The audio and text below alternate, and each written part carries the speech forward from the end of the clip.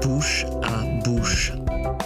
Ta bouche, leur bouche, sa bouche, ma bouche, ses bouches, des bouches, bouche à bouche. Un podcast de rencontres artistiques. Bonjour Louise. Bonjour Gauthier. C'est ce fameux moment que je te disais juste avant où on se dit bonjour alors qu'on s'est déjà parlé pendant 15 minutes. Pour commencer, alors qu'est-ce qu'il m'avait dit tout à l'heure ? Ça y est, j'ai un truc, j'ai un trou. C'est la première fois où j'ai un trou parce que tu es censé, on a trop parlé, voilà, j'ai oublié. Et il a dit... Ah, je crois que je l'ai. C'est peut-être pas fidèle à ce qu'il a dit, mais je vais te demander de définir empathie. Qu'est-ce que pour toi veut dire empathie ? J'espère que c'est ça, mais je pense que c'est ça. Empathie. Vas-y, on part sur ça. On part sur empathie. Alors, empathie, pour moi, c'est compliqué. Voilà, parce que... Et l'empathie, alors pour moi, ce serait se mettre à la place de l'autre. Mais est-ce que c'est pas plutôt essayer de voir ce qu'on aurait fait à la place de l'autre et du coup, se mettre à sa place par définition ? Mais pour moi, l'empathie, c'est pas forcément ressentir exactement la même chose que la personne. C'est avoir de la compréhension, mais aussi en faire... Enfin voilà, on n'est pas obligé de réagir comme la personne pour avoir de l'empathie. On peut avoir de l'empathie tout en ayant son propre avis, ses propres conseils et tout ça. Oui, c'est un peu essayer de se mettre dans le regard de l'autre et peut-être chercher à le comprendre sans forcément changer voilà, exactement. Ce qu'on est soi, quoi. Voilà, c'est ça.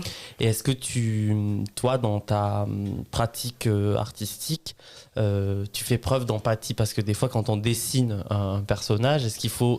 Par exemple, pour imaginer son décor, alors que tu fais pas des choses qui sont très réalistes, mais est-ce que quand même là-dedans, tu imagines où est-ce que ton personnage vivrait, ou est-ce que des fois tu t'inspires de personnes que tu aurais pu voir dans la rue ou pas du tout ? Comment ça se passe ? Les gens dans la rue, non, en général pas. Je m'inspire souvent dans les caractères, parce que comme je fais aussi de l'animation, dans les caractères des personnages, il y a souvent des gens que je connais, enfin, tu vois, des caractères. Voilà. Dans mes dessins, il y a souvent un petit détail qui fait que les gens se reconnaissent. Ils disent, ah bah ça, je sais que j'étais là. Ça vient de moi. Voilà. Sinon, ce que j'aime faire, c'est commencer à dessiner un personnage. Et selon son physique, selon s'il a une petite moue un peu rageuse, ou là, commencer à me dire, ah bah, lui, il aurait bien un petit caractère rigolo, ou elle, c'est plutôt une petite râleuse. Et c'est comme ça, en fait, après que je construis mon personnage. C'est un peu en les observant, finalement, que tu décides comment ils sont. Tu te laisses conduire par eux, quoi. Ah oui, totalement, ouais. J'ai jamais... Alors, j'ai une idée vague de ce que je veux faire, mais j'ai jamais un dessin très précis en tête.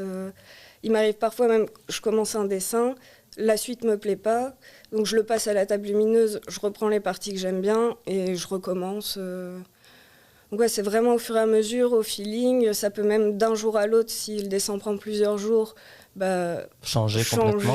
Ouais, d'un coin du dessin à l'autre, ça racontera pas la même chose. Ouais, moi c'est vraiment au fur et à mesure. Et d'ailleurs, j'ai toujours eu du mal avec les projets où il faut tout prévoir en avance. Alors, tu sais déjà que ton intro, ce sera comme ça, après, ce sera comme ça souvent. Enfin, quand on fait des storyboards, il faut tout prévoir en avance. Et ça, j'ai vraiment du mal. C'est plus compliqué pour toi. Ouais. C'est un peu comme un travail d'écriture d'auteur, quoi. Finalement, souvent, ils disent qu'ils sont emportés par leur histoire et par leur personnage, sans même eux pouvoir le prévoir réellement. Ouais, bien sûr. Tu le ressens plus comme ça ? Moi, je le ressens comme ça. Et ce qui m'a aidée, c'est... J'ai rencontré une fille qui a écrit un livre, et qui n'est pas celle dont je te parlais, mais qui est l'épreuve de français, qui a écrit un livre fantastique. Et moi, je lui demandais, mais comment tu fais ? Parce qu'elle, dans ses cours de français, elle apprend ça, à faire des plans, à prévoir et tout. Et elle me disait, à l'inverse, quand moi j'écris... Je me laisse libre. Ouais, totalement aller. Si elle a une idée le matin qui va peut-être changer son histoire d'après, elle la garde quand même. Ouais, c'est... Et je pense que c'est la bonne façon de faire, parce que sinon, après, on est bloqué. Ou même, on a un résultat qui n'est pas celui qu'on voulait. Enfin, je sais pas. Moi, je préfère faire au fur et à mesure. Plus dans l'intuition, quoi. Voilà, ouais. Et du coup, comme tu es la première que je reçois qui est plutôt dans le dessin et tout ça, je suis novice, donc il se peut que je dise des conneries, il faut me reprendre. Toi, à quel moment tu t'es dit, tiens, je vais peut-être faire ça de ma vie, je vais peut-être dessiner, et et comment on entreprend une formation de dessin quelles sont les portes qui s'ouvrent quand on sort d'un bac, par exemple? Alors, moi, j'ai un parcours compliqué. Enfin, je ne sais pas si tu as pu voir un petit peu. Moi, j'ai un bac scientifique. Après, j'ai fait une année de médecine, 2 années d'infirmière. Et donc, pas du tout dans l'artistique, rien à voir. Et j'avais un copain qui était en communication visuelle, qui faisait de l'animation 2D. Et au moment des examens, j'avais aucune envie de réviser mes examens, mais alors ça ne m'intéressait pas du tout. Et j'ai passé, en fait, ma période de révision à l'aider, lui, sur son dessin animé. Et j'ai adoré ça. Et ça faisait déjà plusieurs mois que je me disais qu'infirmière, c'était pas du tout pour moi. Donc je cherchais une autre voie. Et c'était soit ça, soit l'archéologie. D'accord. Et en fait, je voulais faire des études courtes parce que j'avais déjà fait des années d'études. Donc, je ne voulais pas faire plus de 3 ans. Et en fait, je me suis retrouvée dans une école qui m'a plu et qui ne m'a absolument pas dérangée de faire 5 ans. Donc, au début, je me suis inscrite en art numérique sans vraiment savoir ce que je voulais faire, avec une vague idée de vouloir faire de l'animation, mais rien n'était précis. Et c'est au fur et à mesure des rencontres, des expositions, des festivals, où là, je me suis dit, ah bah oui, en fait, l'animation, c'est pas juste Pixar et des choses ultra... Il y a des trucs super, des trucs expérimentaux qui sont super. Il y a de l'animation abstraite aussi. Dans l'animation, il y a plein de choses à faire. Donc, c'est un milieu où je me sentais pas bloquée, où je me dis, je vais pas faire la même chose toute ma vie, je peux changer. Et donc, c'est ça qui m'a plu. Et ouais, je pense que c'est vraiment cet été-là de l'examen où je me suis dit, là, je vais... Il faut que je trouve une porte de sortie, quoi. C'est ça. Et du coup, tu as fait c'est les Beaux-Arts, Académie des Beaux-Arts. De Tournai, Voilà. Et donc en Belgique. En Belgique. Mais toi, tu es française à la base. Voilà, moi, je suis de Lille. Et Tournai, c'est à 28 km de Lille, hein, c'est pas très loin. Donc, tu n'as pas déménagé, mais tu as fait ta formation? Si, j'ai déménagé quand même. Et en fait, j'avais déménagé pour l'école d'infirmière. Déjà? Donc, j'étais déjà à Tournai. Ah, d'accord. Et comme en infirmière, on a des stages où il faut se lever à 5h du matin, tout ça, c'était plus pratique pour moi de prendre un appartement. Et puis bon, après, retourner chez les parents alors qu'on... Ouais, compliqué, quoi. Voilà. Donc j'ai continué à avoir un appartement et j'ai eu la chance d'avoir des parents qui me soutiennent aussi parce qu'ils auraient très bien pu dire... ok pour infirmière, mais pas pour les trucs artistiques. Et donc ça, c'est une chance qui m'a permis de pouvoir continuer, rester à Tournai, parce que ce qui est important aussi dans ce milieu, tu le sais, c'est le réseau. Bien sûr. Donc avoir un cercle. Voilà, et puis des connaissances, et puis Tournai, c'est une petite ville qui est assez sympa aussi. Donc, je connais pas du tout. Ouais. Bon, c'est petit, c'est étudiant, mais il y a quand même un bon milieu culturel. Ouais, et puis en Belgique, il y a encore tout ce qui est maison de jeunes, les trucs comme ça, et ça, ils font des ateliers culturels pour les enfants, il y a vraiment plein de choses, donc c'est vraiment intéressant. Et justement, donc ton cursus là, aux Beaux-Arts, c'est combien de temps? Alors, c'est 5 ans. Ah, c'est 5 ans? Ouais. Okay. Alors, il y a 3 ans obligatoires, entre guillemets, puis 2 ans de master. Et pendant ces années-là, qu'est-ce que tu fais plein de choses ou tu peux très vite te spécialiser? Alors, en fait, c'est une école qui est très libre. Donc, D'accord. c'est un peu... c'était un peu comme dans les films où des fois, il y en a qui font des performances dans la cour. Et du coup, c'est toi qui choisis ton orientation et les profs vont t'accompagner. Enfin, en tout cas, moi, les profs que j'ai eus, tu fais ton projet, ils t'accompagnent dans ton projet, mais jamais ils vont te dire, bah écoute, vaut mieux que... tu fasses ça. Voilà, ouais. Sauf si tu es en demande de ça, hein, si tu as besoin, ils vont te le dire, mais... Et du coup, oui, tu m'as demandé le parcours. Oui, le parcours. Du coup, tu fais 3 ans qui sont obligatoires. Et donc, dans ces 3 ans, tu apprends surtout les logiciels, tu vois, les trucs numériques, mais ça reste très... Bon, là, ça a changé, mais quand moi j'y étais, ça restait très papier, très dessin, et on passait ensuite à l'animation. Donc, les premières années, ouais, c'est ça, c'est du dessin, de l'apprentissage de logiciels, et on reste quand même dans du fixe. D'accord. On ne fait pas tellement d'animation. Et après, toi, tu voulais vraiment faire de l'animation, voilà. Donc c'est les 2 dernières années où tu t'es lancé là-dedans ou dès le début, tu as quand même pu... Non, c'est en 3e, tu dois choisir ta section. Okay. Donc à partir de la 3e, j'ai choisi animation et j'étais dans une section où il y avait de la 3D, de la 2D, du multimédia et de la vidéo. Donc c'était tout. Vraiment tout. Donc à partir de là, en 3e année, tu sais quand même à peu près déjà où tu veux aller. Donc, enfin, c'est large, quoi. Et là, par contre, une fois que tu as choisi, oui, c'est beaucoup plus spécialisé. Et du coup, est-ce que tu penses que tout le monde peut dessiner? Tu sais, c'est un peu un mythe. Les comédiens, on dit tout le monde peut jouer. Ouais. Est-ce que tu penses que tout le monde peut dessiner et faire, Bien sûr. même en faire son métier si vraiment il le veut? Moi, je pense que le dessin, c'est un sport. D'accord. C'est d'ailleurs, moi, quand on a des fois, on en a marre, on a envie de tout lâcher et tout. Bah, on sent que c'est plus difficile après de reprendre son crayon, puis même dans l'animation, tu sais, tu fais 10 000 fois les mêmes trucs. Bah, au bout d'un moment, ouais, tu sens que vraiment, tu arrives à le faire plus facilement. Et les gens qui disent qu'ils savent pas dessiner, moi, je dis toujours, c'est pas que tu sais pas dessiner, c'est que ton style, il n'est pas encore reconnu. Mais tu sais dessiner, tu sais prendre un crayon dans ta main, tu sais faire un trait, tu sais dessiner. Après, c'est chacun se dit, est-ce que c'est un beau dessin ou c'est pas un beau dessin? Et ça reste subjectif au final. Déjà, c'est subjectif. Et moi, je sais pas, ouais, puis le truc de beau, pas beau, moi, je pense qu'il faut qu'il y ait un truc intéressant à l'œil, qui accroche l'œil. Et ça, on peut le retrouver chez des gens, même chez des enfants qui commencent à dessiner, qui n'ont pas de technique, qui sont... Enfin, moi, je suis arrivée aux Beaux-Arts, j'avais aucune technique. Hein. Je me le suis dit après, je me suis dit, non, mais est-ce que tu te serais inscrit dans une fac de maths si... non. Donc moi, je pense que je fais partie des gens qui peuvent dire, oui, on peut en faire son métier sans avoir la formation depuis 25 ans. C'est tout à fait possible. Et est-ce qu'il y a des dessinateurs ou même des cinéastes qui t'ont, toi, inspiré dans ton style? Ouais. Moi, il y a Chris Ipkiss. Que je connais pas. Alors, je t'invite à regarder, qui fait des dessins en noir et blanc, qui fait des grands décors un peu fantastiques avec beaucoup de répétitions, c'est beaucoup de trames, beaucoup de petits détails, et c'est vraiment bien, et ça m'inspire beaucoup. Après, il y a, j'oublie toujours son nom, et pourtant je suis allée voir une expo, Kiki Smith, oui, je vois. Que tu connais. Ouais. Donc il y a elle, Kiki Smith, que j'ai découvert par une amie qui, elle, aime vraiment bien... et donc c'est elle qui m'a dit oui, il faut que tu regardes. Voilà. Et mais du coup, c'est des inspirations que tu as apprises sur le tard. C'est pas des gens qui t'ont donné envie de faire ce métier-là. C'est vraiment en découvrant le milieu que tu découvres à qui tu pourrais ressembler. Ouais, et puis qui me touche en fait, tout simplement. Puis qu'est-ce que j'ai envie de faire? Alors même si c'est pas pour faire exactement la même chose, mais tu vois, Kiki Smith, elle mélange des matières, parce que je trouve ça hyper intéressant. Chris Ipkiss, je te disais, qui fait de la répétition de motifs, moi je trouve ça aussi hyper intéressant. Mais c'est des gens que j'ai découverts pendant ma formation. D'accord. Moi, au début de ma formation, j'étais vraiment... je comprenais pas l'art moderne. Tu vois, à un moment, je suis allée voir une expo et j'ai un souvenir, il y avait une sorte de table basse avec plein d'objets qui créaient une composition. Putain, mais ça veut rien dire, tu vois. J'ai le même dans mon appart, hein, tu peux venir, je te fais pas payer.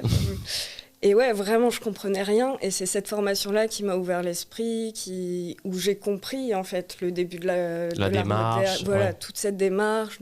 Et j'aime beaucoup l'idée du commentaire. Que ce que tu fais, c'est pas une œuvre en soi, c'est un commentaire de ce qui est préexistant. Et ça, je trouve ça hyper intéressant. Oui, tout à fait. Et du coup, dans tes projets d'animation, t'en as abouti, ça y est, il y en a qui... Alors là, je suis en train d'en travailler. J'ai eu des trucs aboutis pour les jurys de fin d'année, mais jamais, tu vois, quand... Avec une production, pour l'instant, t'es encore dans la recherche, quoi. Voilà, ouais, c'est ça. Et est-ce qu'il y a des rêves? Ouais, moi, j'aimerais beaucoup... Alors, travailler en agence, je sais pas. Mais au moins produire un film, même si c'est ponctuel, si c'est juste et même un court-métrage, mais au moins créer une petite histoire dessinée. Et d'ailleurs, là, en ce moment, je suis en train de réfléchir à un personnage. J'ai commencé à le dessiner. Et c'est pour ça, justement, je te dis, en le dessinant, je vois son petit caractère. Son univers, quoi. Ouais, voilà. Souvent, une fois que je l'ai fait, j'essaie de leur donner un prénom.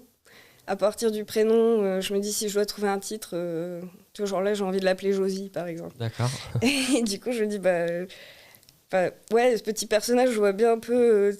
c'est un peu une petite boule. Et puis, elle a une petite moue un peu renfrognée. Je me dis, tu sais, ce serait bien un peu...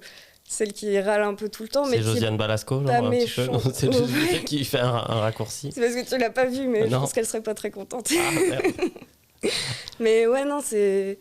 Ouais, là, un rêve, ce serait ça, ouais. Okay. C'est participer à la création d'un scénario et élaborer le film jusqu'au bout.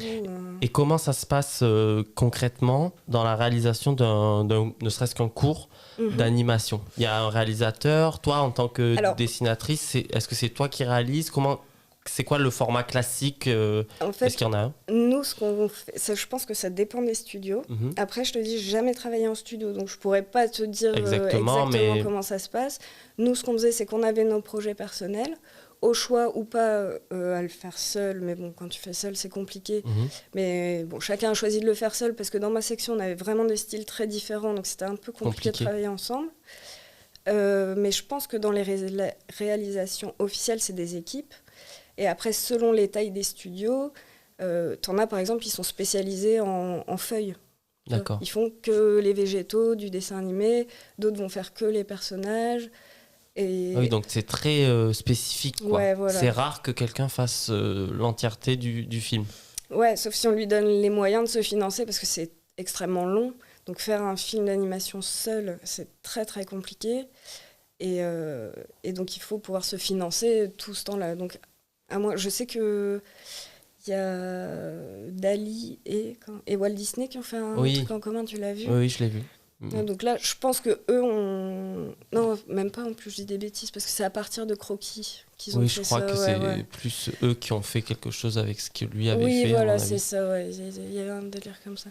Mais je pense que c'est compliqué de faire tout entièrement seul, si on n'est pas déjà sans expérience. Enfin, faire un film tout seul si t'as pas d'expérience, c'est quand même compliqué.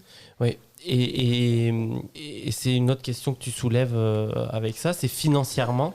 De quoi on vit quand on sort des beaux-arts et est-ce qu'on arrive tout de suite à avoir des petites piges, entre guillemets, faire des choses, ou est-ce que c'est compliqué? Comment ça se passe? Pour moi, c'est compliqué. D'accord.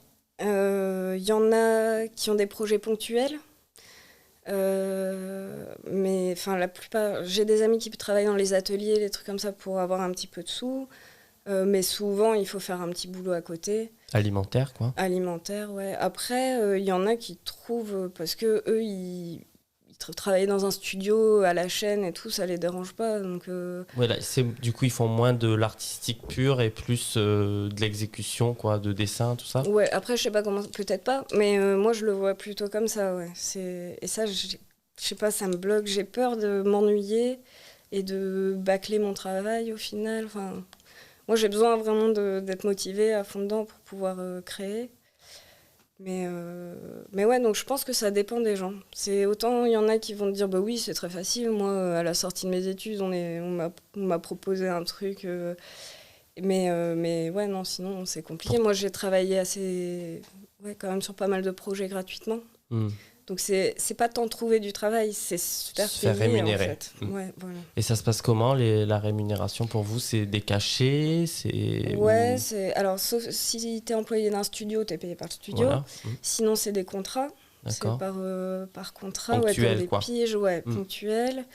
Et après, parce que moi j'aimerais travailler dans le mapping aussi, faire du décor numérique pour des groupes et des choses comme ça. Et ça c'est comme des intermittents du spectacle, en fait. D'accord. C'est comme les groupes qui ont leurs ingénieurs du son. Bah, toi, t'es mappeur, tu vois. D'accord. Tu fais le truc. Donc là, il y a un groupe que moi, je fais leurs concerts. Mais enfin, pareil, amicalement. Donc, c'est pas encore très professionnel. Payé, quoi. Ouais. Et ok, mais il y a beaucoup de choses. En plus, c'est un univers que je connais pas. Et tu as une technique, je crois que je voyais, c'était liner noir, quoi. Et pourquoi tu choisis ce biais-là? Alors, au début, j'ai choisi ça parce que j'aime beaucoup la sérigraphie, tout ce qui est gravure. Et donc, j'aime les images noires où c'est bien net. Enfin, quand c'est en sérigraphie, c'est bien... Et donc, moi, j'ai essayé de reproduire ça avec mon liner, justement. Et donc, très longtemps, un peu peut-être par confort aussi, je suis restée là-dedans. Après, je me suis un peu ouverte à la couleur, mais je sais pas, je préfère... Ça reste de la plus. préférence. Et c'est aussi que j'ai jamais encore réussi à faire un dessin aussi compliqué, tu vois, tramé comme ça, animé. Et j'aimerais au moins en faire un comme ça, voir ce que ça donne. parce que j'avais fait des tests en simplifiant l'animation par calque, mais comme j'ai des trames, les trames se chevauchent, c'est pas très joli et tout. Donc tu te donnes ce défi Voilà, c'est ça. d'aller au bout de la technique, quoi. Avec ma Josie.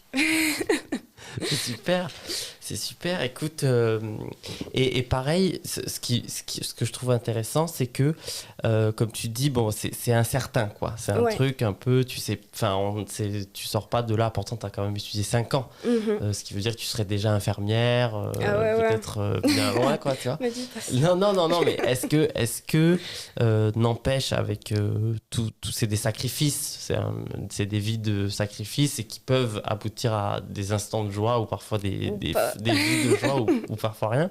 Mais est-ce que quand même là, tu te dis non, je suis contente et je crois en l'avenir t'es toujours heureuse d'avoir pris cette décision-là de changer quand même radicalement de domaine?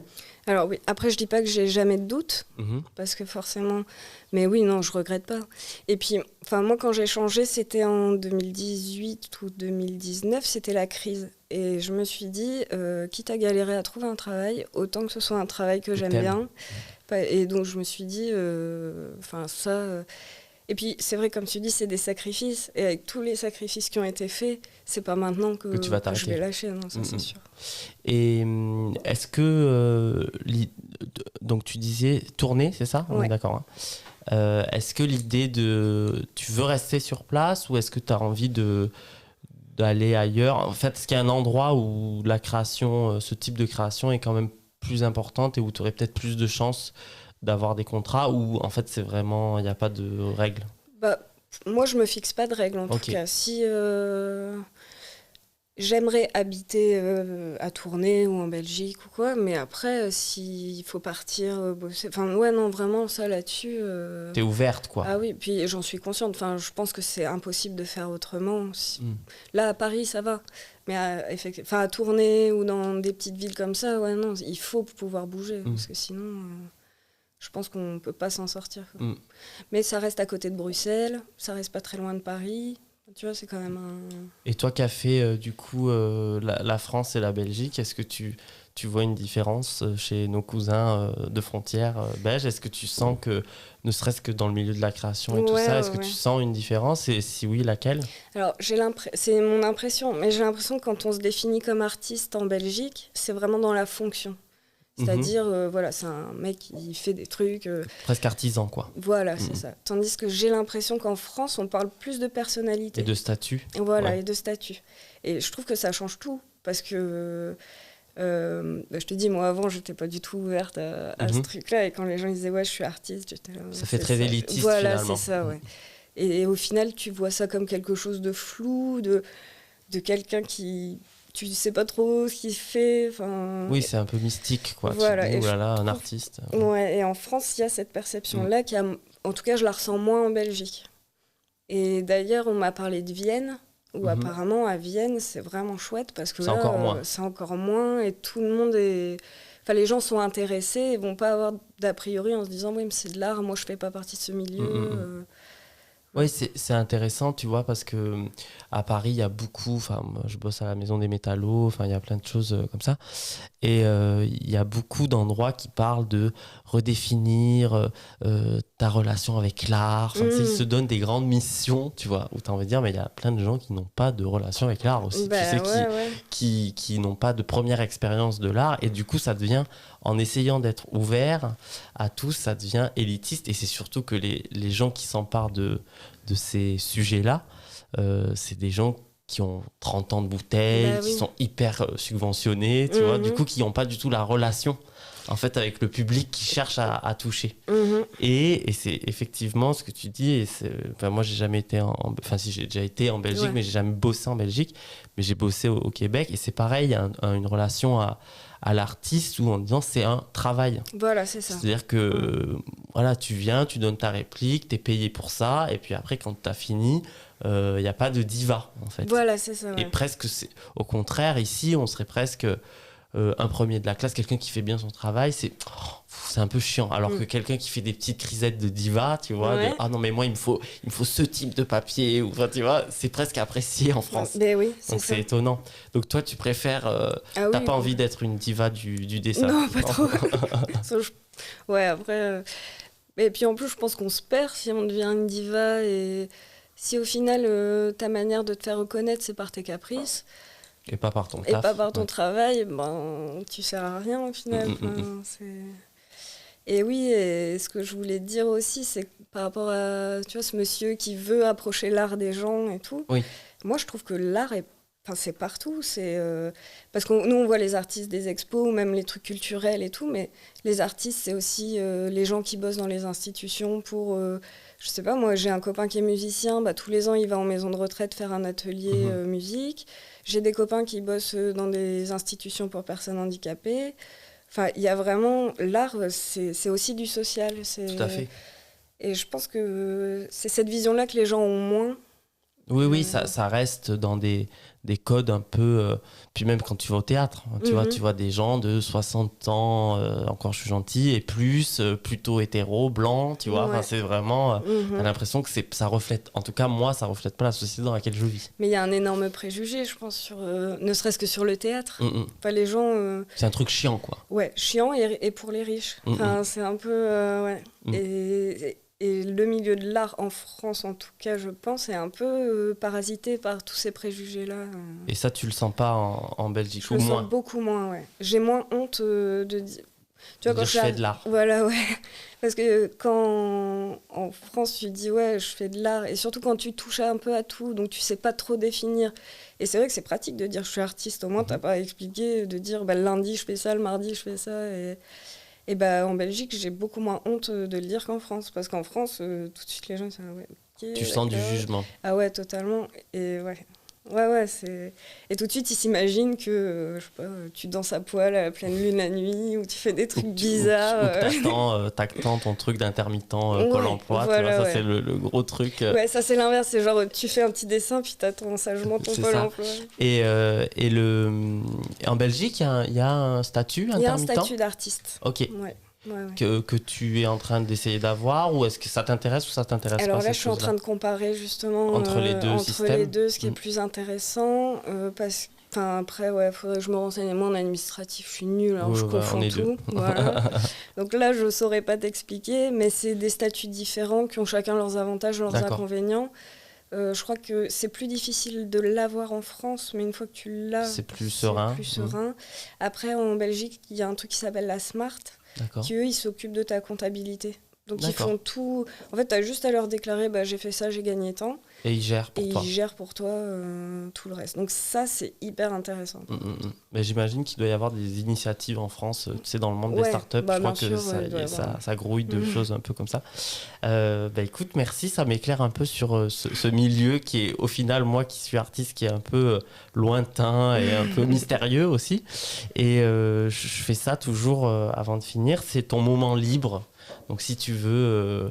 tu peux faire une minute de silence si tu veux, quoi, ou si tu veux parler d'un sujet dont on n'a pas parlé. Voilà, sens-toi bien à l'aise, je te laisse la parole, quoi. Non, revenir sur quand tu me demandais si n'importe qui pouvait dessiner, vraiment insister sur le fait que oui, qu'il y a des gens qui se rendent pas compte quand ils sont adolescents que finalement les cours de musique et d'art plastique, ça sert pas à rien. On peut arriver à des belles choses, même si on n'est pas fort en français, en maths et tout, mais c'est des trucs bateaux, mais je pense que oui, mais c'est important de le dire. C'est important de le rappeler. Pas se complexer dans son dessin. En travaillant avec les enfants, moi, il y a toujours un truc qui me choque, c'est que quand leur dessin les plaît pas, ils les barrent comme à l'école, comme s'ils avaient fait une faute. Et pour moi, c'est un gros problème, parce que essayer de leur faire comprendre que il n'y a pas de bonne, il n'y a pas de mauvaise réponse, et que toi, tu peux trouver un truc horrible, mais quelqu'un va arriver, il peut l'aimer et réussir à dire, pour toi, ce que tu avais dans ta tête, c'est horrible, mais si tu le prends de telle façon, et j'en reviens à l'animation, par exemple, je veux faire un personnage mignon qui finalement a une tronche horrible. Horrible. Ouais. Moi, je vais dire, ah bah non, ça va pas, c'est raté, c'est pas ce que je voulais. Mais quelqu'un peut dire, bah c'est pas ce que tu voulais, mais si tu veux faire un méchant, si tu veux faire, bah garde-le quand même. Tout dépend du point de vue finalement. Exactement. Et est-ce que, c'est bien parce que ça me penche sur ça, est-ce que finalement, un peu comme l'écriture, vu que j'ai l'impression que c'est un peu comme ça que tu le vis, est-ce que c'est nécessaire pour toi et comment dire, et bénéfique? Est-ce que c'est un truc où après une journée de dessin, tu te sens bien, ou au contraire, comme certains auteurs, tu te sens complètement épuisé? C'est quoi ça pour toi? Je pense que ça dépend du dessin. D'accord. Ça dépend de ce que...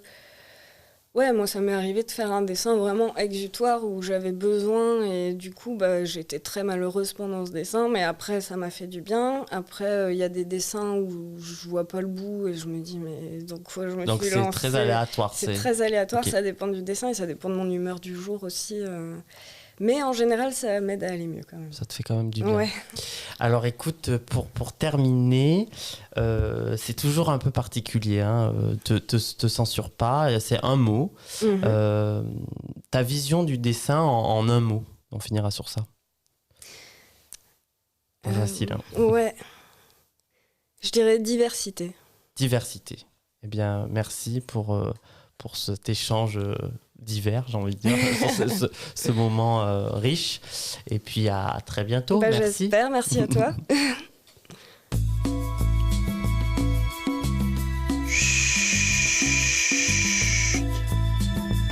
Bouche à bouche, c'est terminé pour aujourd'hui. Mais promis, on réouvre très vite nos bouches.